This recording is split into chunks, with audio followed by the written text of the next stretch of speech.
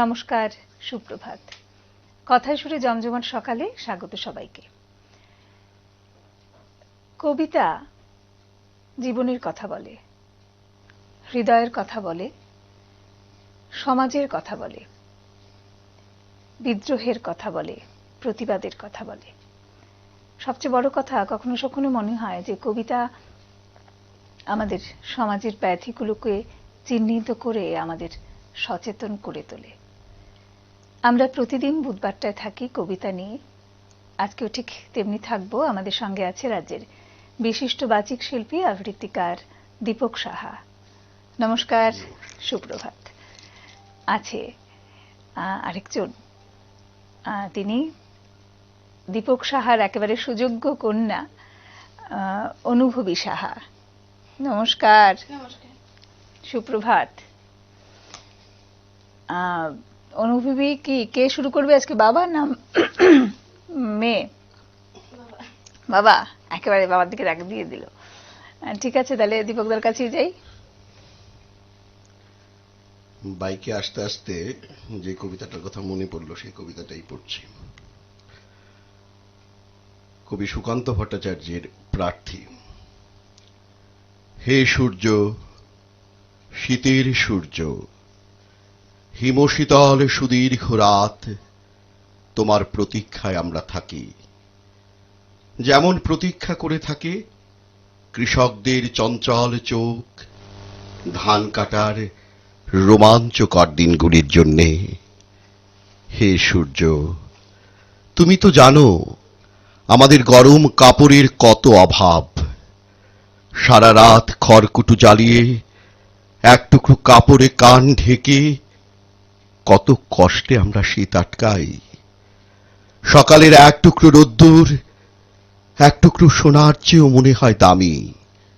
ঘর ছেড়ে আমরা এদিক ওদিক যাই এক টুকরো রোদ্দুরের তৃষ্ণায়। হে সূর্য, তুমি আমাদের স্যাঁত স্যাঁতে ভিজে ঘরে উত্তাপ আর আলো দিও, আর উত্তাপ দিও রাস্তার ধারের ওই উলঙ্গ ছেলেটাকে। হে সূর্য, তুমি আমাদের উত্তাপ দিও। শুনেছি তুমি এক জ্বলন্ত অগ্নিপিণ্ড। তোমার কাছে উত্তাপ পেয়ে পেয়ে একদিন হয়তো আমরা প্রত্যেকেই এক একটা জ্বলন্ত অগ্নিপিণ্ডে পরিণত হব। তারপর সেই উত্তাপে যখন পূর্বে আমাদের জড়তা, তখন হয়তো গরম কাপড়ে ঢেকে দিতে পারব রাস্তার ধারের ওই উলঙ্গ ছেলেটাকে। আজ কিন্তু আমরা তোমার অকৃপণ উত্তাপের প্রার্থী। আজ প্রায় 3 দিন সূর্যের কোনো দেখা নেই। 3 দিন, আরো বেশি হবে বোধহয়। সেটাই বলছিলাম যে শেষ কথাটা বোধহয়, মানে শেষ লাইনটা বোধহয় খুব প্রযোজ্য এই সময়ের জন্য আর কি। আরো বেশি হবে সূর্যের দেখা নেই। এখনো এই যন্ত্রণাটা থেকে দেশ সম্পূর্ণ মুক্তি পায়নি। এতগুলো বছর হয়ে গেল। ঠিক, এটা ঠিক। হ্যাঁ, এখনো আছে। ঠিক। আসলে সত্যি, যখন ওই কবিতাটা যেটা বলছিলাম আর কি, যে কবিতা আমাদের সমাজের ব্যাধিগুলোকে বোধহয় আমাদের চোখের সামনে তুলে ধরে, তখন হয়তো যদি আমরা সচেতন হতে পারি তো ভালো। অনুভবীর কাছে যাব। আমি প্রথমেই বাবার সঙ্গে সঙ্গে তোমাকেও কিন্তু নমস্কার জানালাম, বড় করে দিলাম আর কি একটু। খুব ছোট কিন্তু বেশ। চলো, কি পড়বে কবিতা? পালকির গান। ঠিক আছে, চলো মাইকটা নিয়ে নি।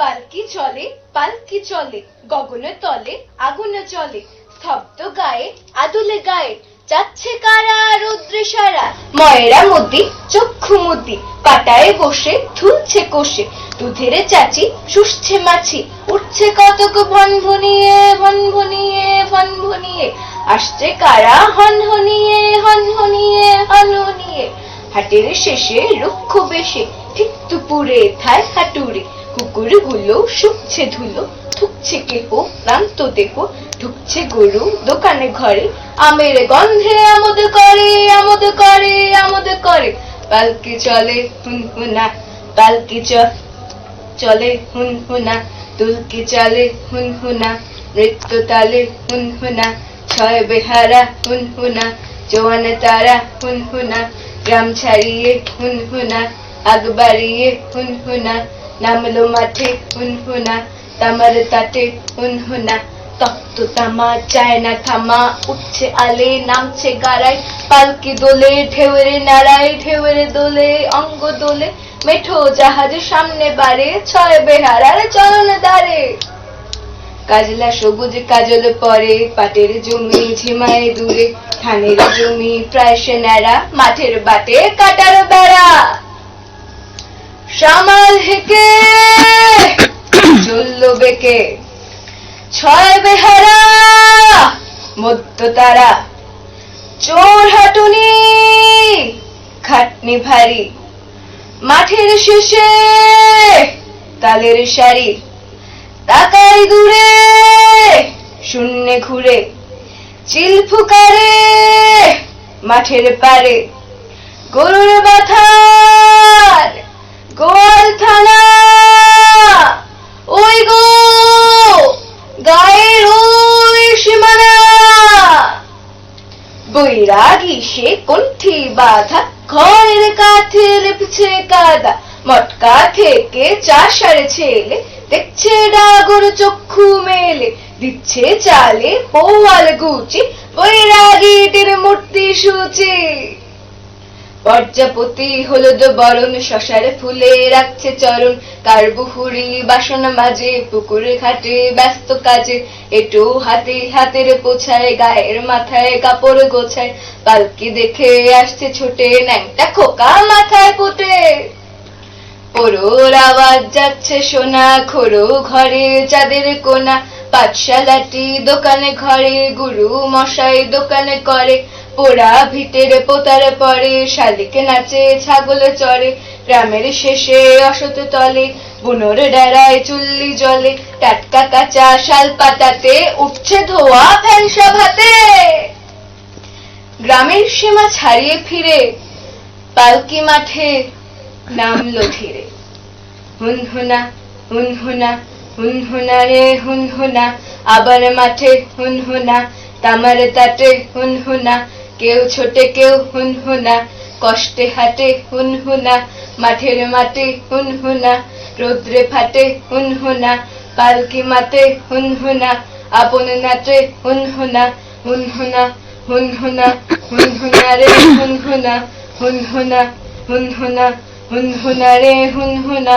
শঙ্খ চিলের সঙ্গে যেচে পাল্লা দিয়ে মেঘ চলেছে, তাতা রসে তপ্ত রসে, বাতাস সাঁতার দেয় হরসে, গঙ্গা ফড়িঙে লাফিয়ে চলে, বাঁধের দিকে সূর্য চলে, হুনহুনা হুনহুনা, হুনহুনা রে হুনহুনা, হুনহুনা হুনহুনা, হুনহুনা রে হুনহুনা, পালকি চলে রে হুনহুনা, হুনহুনা হুনহুনা রে হুনহুনা, অঙ্গ ঢলে রে হুনহুনা, হুনহুনা হুনহুনা রে হুনহুনা, হুনহুনা হুনহুনা, হুনহুনা রে হুনহুনা। আর দেরি কত, আরো কত দূর, আর দূর কি গো বুড়ো শিবপুর, ওই আমাদের ওই হাটতলা, ওরই পিছুখানে খোসেদের গলা। হুনহুনা হুনহুনা, হুনহুনা রে হুনহুনা, হুনহুনা হুনহুনা, হুনহুনা রে হুনহুনা, পালকি চলে রে হুনহুনা, হুনহুনা হুনহুনা রে হুনহুনা, অঙ্গ টলে রে হুনহুনা, হুনহুনা হুনহুনা রে হুনহুনা, হুনহুনা হুনহুনা, হুনহুনা রে হুনহুনা, সূর্য ঢলে হুনহুনা, পালকি চলে হুনহুনা, সূর্য ঢলে হুনহুনা, পালকি চলে হুনহুনা। নমস্কার। বাহ, দারুণ। তবলাটা থাকলে খুব জমতো, তাই না? খুব ছন্দের কবিতা তো, তবলাটা থাকলে বেশ হয়। আচ্ছা, পালকি দেখেছো কখনো? না। দেখোনি না? আজকাল বোধহয় মানে বিয়ে বাড়িতে মাঝে মধ্যে একটা মানে শো করার জন্য আনা হয়, কিন্তু কি মজার না কবিতাটা শুনলে। হ্যাঁ, আমরাও দেখিনি বোধহয় পালকিটা, পালকি আমরা দেখিনি, কিন্তু এই যে কবিতা পড়ে মনে হয় না যদি পালকিটা থাকতো কি মজা হতো, দেখতাম, তাই না? কবিতায় কবিতায় দেখছি আর কি আমরা। এমন হয়তো সামনে আরো অনেক কিছু শুধু কবিতাতেই পাবো। কি সুন্দর একটা পালকি যাচ্ছে। হ্যাঁ, এই যে প্রকৃতির যে বর্ণনাটা আসছে, এটা সে- এরকম ছন্দবদ্ধভাবে বলা সত্যেন্দ্রনাথ দত্তের পক্ষেই সম্ভব। সম্ভব, ঠিক। ছন্দের জাদুকর তো তিনি। হুম। এরপরে দীপকদার কাছে যাব, কি শুনবো? ছোট্ট একটা গল্প, ইঁদুরের ভোজ। ছেলেরা বললে, ভারী অন্যায়, আমরা নতুন পণ্ডিতের কাছে কিছুতেই পড়ব না। নতুন পণ্ডিত মশাই যিনি আসছেন তার নাম কালীকুমার তর্কালঙ্কার। ছুটির পরে ছেলেরা রেলগাড়িতে যে যার বাড়ি থেকে ফিরে আসছে স্কুলে। ওদের মধ্যে একজন রসিক ছেলে কালো কুমড়োর বলিদান বলে একটা ছড়া বানিয়েছে, সেইটে সকলে মিলে চিৎকার শব্দে আওড়াচ্ছে। এমন সময় আরখোলা স্টেশন থেকে গাড়িতে উঠলেন একজন বুড়ো ভদ্রলোক। সঙ্গে আছে তার কাঁথায় মোড়া বিছানা, ন্যাকড়া দিয়ে মুখ বন্ধ করা 2-3টে হাঁড়ি, একটা টিনের ট্রাঙ্ক আর কিছু পুটুলি। একটা ষণ্ডা গোছের ছেলে তাকে ডাকে সবাই বিচকুন বলে। সে চেঁচিয়ে উঠল, এখানে জায়গা হবে না বুড্ডা, যাও দুসরা গাড়িতে। বুড়ো বললেন, বড় ভিড়, কোথাও জায়গা নেই, আমি এই কোনটুকুতেই থাকবো, তোমাদের কোনো অসুবিধে হবে না বলে ওদের বেঞ্চি ছেড়ে দিয়ে নিজে এক কোণে মেঝের উপর বিছানা পেতে বসলেন। ছেলেদের জিজ্ঞাসা করলেন, বাবা, তোমরা কোথায় যাচ্ছ, কি করতে? বিচকুন বলে উঠল, শ্রাদ্ধ করতে। বুড়ো জিজ্ঞাসা করলেন, কার শ্রাদ্ধ? উত্তরে শুনলেন, কালো কুমড়ো টাটকা লঙ্কার।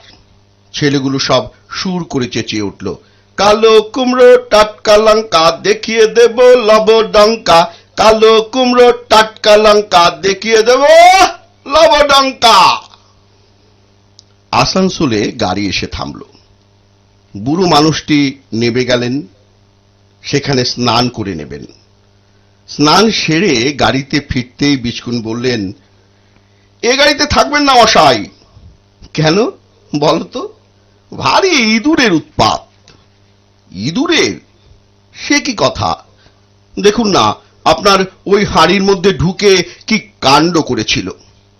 ভদ্রলোক দেখলেন তার যে হাঁড়িতে কদমা ছিল সে হাঁড়ি ফাঁকা, আর যেটাতে ছিল খইচুর তার একটা দানাও বাকি নেই।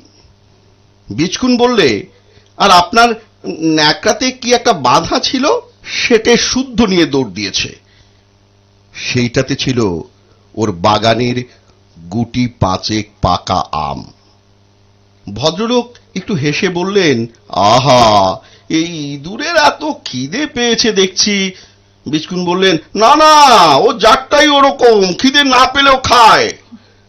ছেলেগুলো চিৎকার করে হেসে উঠল।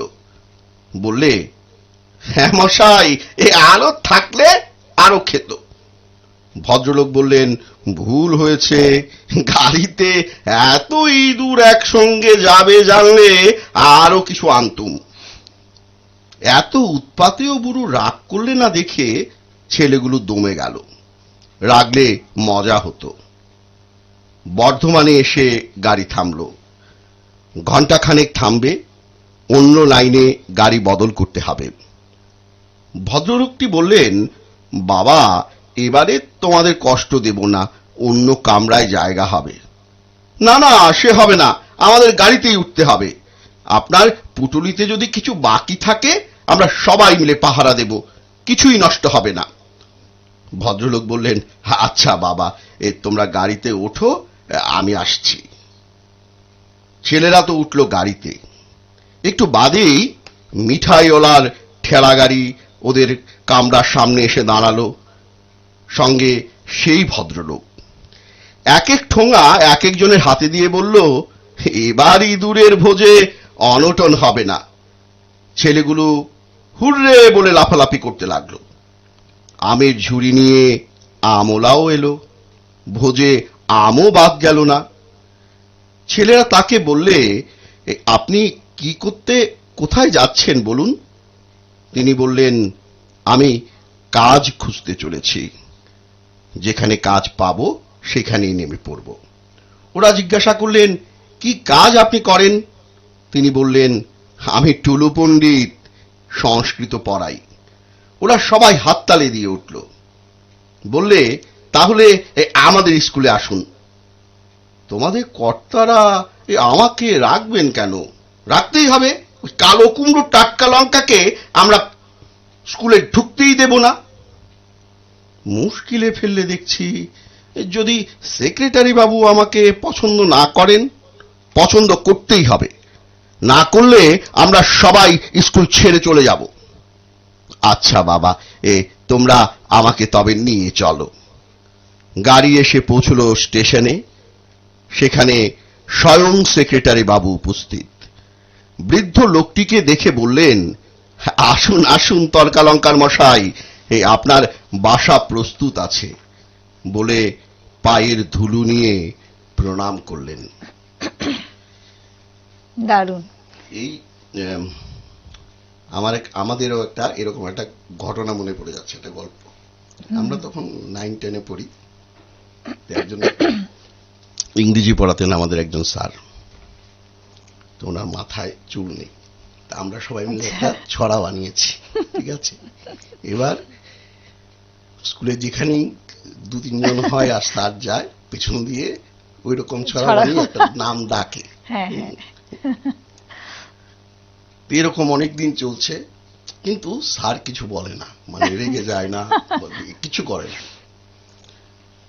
3-4 দিন পরে যখন ক্লাসে এলেন, তখন হঠাৎ করে বললেন, যে নামটা আমরা রেখেছি, বলছি, তোমরা এই নামে আমাকে ডাকতে পারো, বেশ, হ্যাঁ ডাকতে পারো, আমার কোনো অসুবিধে নেই। হ্যাঁ, নামটা খারাপ হয়নি, ছড়াটাও খারাপ হয়নি, ভালো হয়েছে ছড়াটা। এই আর তারপর থেকে আর কোনোদিন আমরা ওনাকে ওই রকম নামে আর ডাকিনি। এই যে মাস্টার মশাই, জীবনে মাস্টার মশাই পাওয়া কিন্তু খুব ভাগ্যের। ঠিক ঠিক। এই যে মানে অবাধ্য স্টুডেন্টদের বাধ্য করার যে দারুণ কৌশলটা, মাস্টার মশাইরা এরকম অনেক জিনিস। আমি যে আজকে এখানে বসে কবিতা আবৃত্তি করছি, এটার পেছনেও 1-2 জন এরকম মাস্টার মশাই আছেন, আমাকে শাস্তি দিয়ে কবিতা শিখিয়েছে। হ্যাঁ, এরকম। আমি যেমন খুব গর্ব করে বলি, আমি খুব কাছ থেকে পরেশ চক্রবর্তীকে দেখেছি, মানে ওনার ভালোবাসা কানমলা সব খেয়েছি। এবং এই যে পরেশ স্যারের মতো শিক্ষকদের পাওয়া, এটা ছাত্র সমাজের জন্য, সমাজের জন্য, দেশের জন্য খুব বেশি দরকার। মানে শিক্ষক একটা বিরাট ভূমিকা পালন করে সমাজ, রাষ্ট্র এবং আমাদের নিজের ব্যক্তিকে সাজিয়ে গুছিয়ে তুলতে। ঠিক, একদম।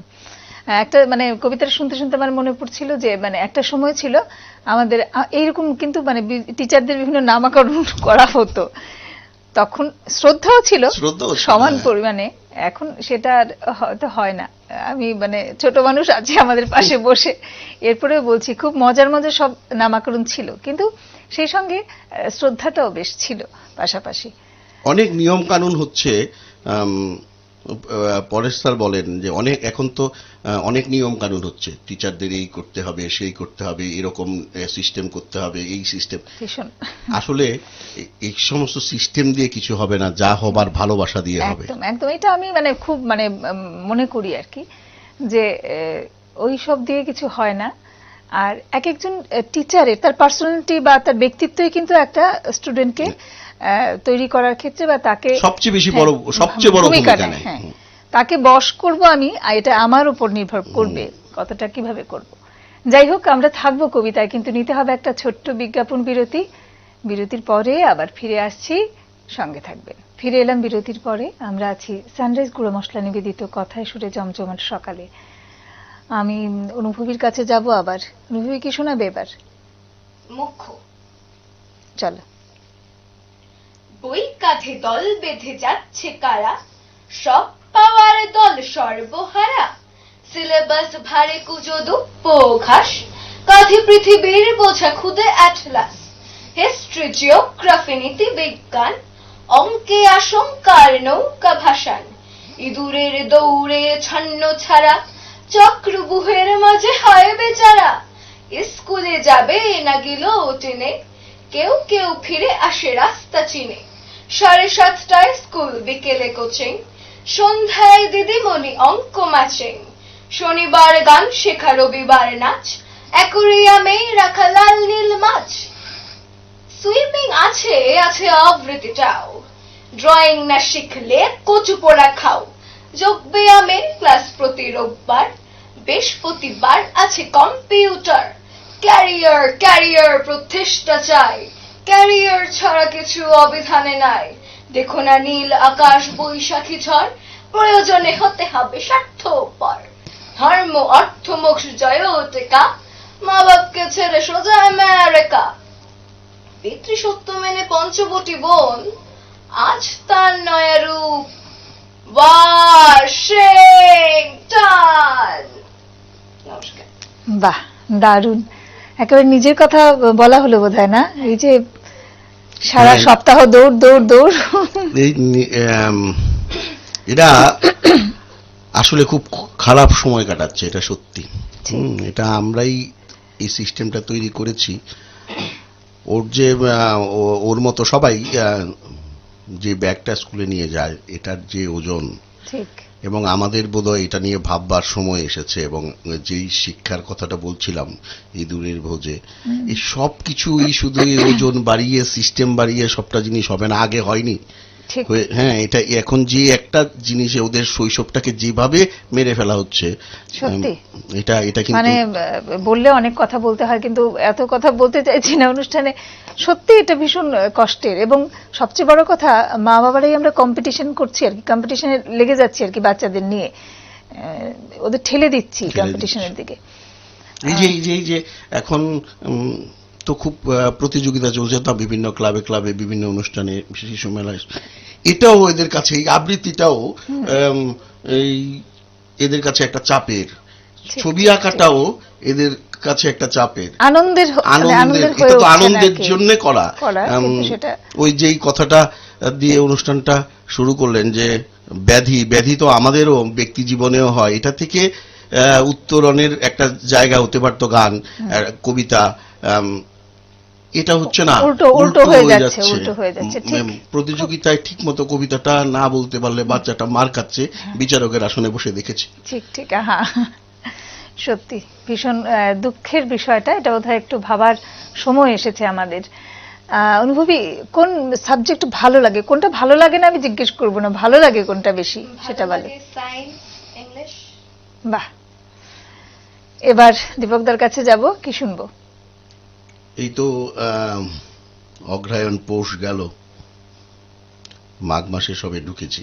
হ্যাঁ, এই সময়টার যে চিত্র গ্রাম বাংলায়, এই সময়টা খুব আনন্দের। যে একদিকে যেমন শীতের একটা বিষয় আছে, সঙ্গে আনন্দ আছে। আনন্দটা এই নতুন ধান ঘরে এসেছে। একদম। হ্যাঁ, তখন এটা, এই নতুন ধান ঘরে আসাটা একটা উৎসবের। আমাদের সবার বাড়িতেই হয়তো ঠাকুরকে নতুন ধান, নতুন চালের ভাত দেওয়ার একটা, পৌষ সংক্রান্তিতে দেওয়ার একটা ইয়ে আছে। এই যে নতুন ধান ঘরে এসছে, এর একটা চিত্র কাজী নজরুল ইসলাম আঁকছেন তার অঘ্রাণের সওগাত কবিতায়। এই কবিতার আরেকটা দিক নিয়ে যদি বলি, কাজী নজরুল ইসলাম বহু বিদেশি ভাষাকে বাংলার সঙ্গে এমনভাবে মিশিয়ে দিয়েছেন যে বোঝাই যায় না যে এই মিশ্রণ, এটা একটা মিশ্রণ। কাজী নজরুল ইসলাম তো এই কাজটা বরাবর করেছেন। উর্দু থেকে, ফার্সি থেকে, আরবি থেকে এরকম শব্দগুলি নিয়ে এসছেন। এই কবিতার মধ্যেও এরকম একটা বিষয় আছে। ঋতুর খাঞ্চা ভরিয়া এলো কি ধরনের সওগাত, নবীন ধানের আঘ্রাণে আজি অঘ্রাণ হলো মাত।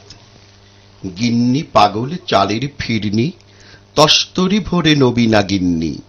হাসিতে হাসিতে দিতেছে স্বামীরে, খুশিতে কাঁপিছে হাত। ফিরনি রাধেন বড় বিবি, বাড়ি গন্ধে তেলেস মাত। মিয়াও বিবিতে বড় ভাব আজি, খামারে ধরে না ধান। বিছানা করিতে ছোট বিবি রাতে, চাপা সুরে গাহে গান। শ্বাস বিবি কন, আহা আসে নাই কতদিন হলো মেঝলা জামাই। ছোট মেয়ে কয়, আম্মা গো রোজ কাঁদে মেজ বুবু যান। দলিজের পান সাজিয়া সাজিয়া সেজ বিবি লবে যান। হল্লা করিয়া ফিরিছে পাড়ার, দস্যি ছেলের দল, ময়নামতির শাড়ি পরা মেয়ে, গয়নাতে ছলমল, নূতন পৈঁচি বাজু বন্ধ পরে, চাষা বউ কথা কয় না গুমরে। জারি গান আর গাজির গানেতে সারা গ্রাম চঞ্চল। বউ করে পিঠা, পুর দেওয়া মিঠা, দেখে জিভে সরে জল। মাঠের সাগরে জোয়ারের পর লেগেছে ভাটির টান, রাখাল ছেলের বিদায় বাসিতে ঝুরিছে আমন ধান। কৃষক কণ্ঠে ভাটিয়ালি সুরে রয়ে রয়ে মরে বিদায় বিধুরে। ধান ভানে বউ দুলে দুলে উঠে রূপ তরঙ্গে বান। বধূর পায়ের পরশে পেয়েছে কাঠের ঠেকি ও প্রাণ। হেমন্ত গায়ে হেলান দিয়ে গো, রৌদ্র পোহায় শীত, কিরণ ধারায় ঝরিয়া পড়িছে সূর্য আলো সরিত। দিগন্তে যেন তুর্কি কুমারী, কুয়াশা নিকাব রেখেছে উতারি। চাঁদের প্রদীপই জ্বালাইয়া নিশি, জাগিছে একা নিশীত। নতুনের পথ চেয়ে চেয়ে হলো হরিত পাতারা পিত। নবীনের লাল ঝান্ডা উড়ায়ে আসিতেছে কিশোরয়। রক্ত নিশান নহে জেরে ওরা, রিক্ত শাখার জয়। মুজদা এনেছে অগ্রহায়ণ, আসে নৌরোজ খোলো গো তরুণ। গোলা ভরে রাখো সারা বছরের হাসি ভরা সঞ্চয়। বাসি বিছানায় জাগিতেছে শিশু, সুন্দর নির্ভয়। বাহ, দারুণ। একেবারে গ্রাম বাংলার মধ্যবিত্ত একটা পরিবারের চিত্র আমরা দেখলাম। আসলে ওই পৌষ সংক্রান্তি গেল, আমরা এই সময়টায় গ্রামের দিকে গেলে দেখা যায় নিকোনো উঠান একেবারে এখন তো আমাদের ঘরে নেই। এবার একটা ভালো হয়েছে, ওই যে এবার পৌষ সংক্রান্তির আগের সন্ধ্যাটা অনেক দিন পরে বুড়িঘর পোড়ানো দেখলাম বাংলা সংস্কৃতি বলয়ের উদ্যোগে। হ্যাঁ, যে ঢেকি দেখলাম, ঢেকি দেখলাম। দেখলো এই ইদানিং কালে প্রায় আজ 5-6 রবিবার এই একটা কাজ হচ্ছে। রবিবার আসলে আমি রবিবারের বিকেলের ক্লাস টাস গুলো বন্ধ করে দিয়েছি। রবিবার আসলে একটু শৈশবকে খুঁজে পাওয়ার একটা পথ তৈরি হয়েছে। ওই সেনপাড়ার মাঠে গেলে এই চাহিদাটা পূরণ হয়। সেই সঙ্গে মানে আশেপাশের গ্রামগুলোতে আমি সেটা বলছিলাম, এবার যখন গেলাম আমরা ওই পৌষ সংক্রান্তির অনুষ্ঠানে, তখন দেখলাম যে ওই যে আশেপাশের বাড়িগুলিতে সেই নিকোনো উঠান আলপনা দেওয়া হচ্ছে, খুব ভালো লাগে আমার দেখতে। এবং ওই যে ধান উঠে এই সময় ধানগুলো ছড়িয়ে দেওয়া হয়, এটা একটা দারুণ দেখার বিষয় আর কি। যাই হোক, সংস্কৃতি বলয়ের উদ্যোগে যেই হাট হয়েছে, হাটের জন্য আমরা একটু সাইডে গেলাম এবং দেখলাম। সেই সঙ্গে ঢেকি দেখলাম। দেখেছো ঢেকি? নাম শুনি না, ঠিক আছে, হাটে গেলেই দেখতে পাবে এবার ঢেকি। দারুণ একটা ঢেকি ঘরটা চমৎকার হয়েছে। হ্যাঁ, সেই সঙ্গে দারুণ ছন্দে চলে ঢেকি, জানো, মানে ওই যে চাল টাল দিয়ে সেগুলো গুঁড়া করা হয় আর কি। সেই বাড়িতে যে ওই তোমার মা যে মিক্সচারে যেটা করে চাল গুঁড়া করে, এটা ঢেকিতে হয়। একটা সময় হতো, এখনো হয়তো আছে কোথাও কোথাও, আমরা জানি না। যাই হোক, অনুভবীর কাছে যাব, কি শোনাবে? আমি সুকুমার রায়ের নারদ নারদ।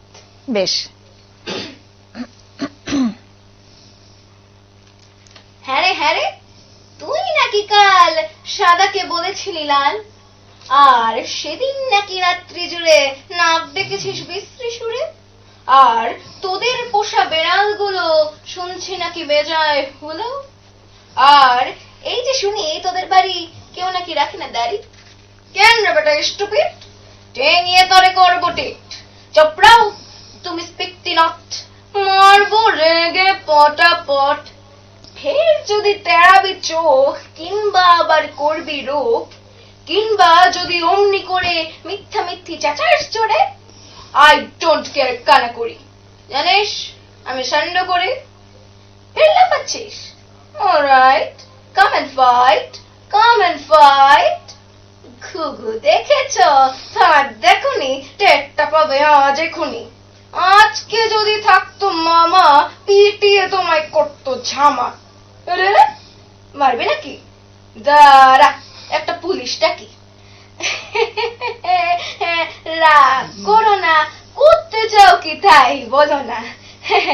তা তো বটেই, আমি তো চটিনি মোটেই। মিথ্যে কেন লড়তে যাবি?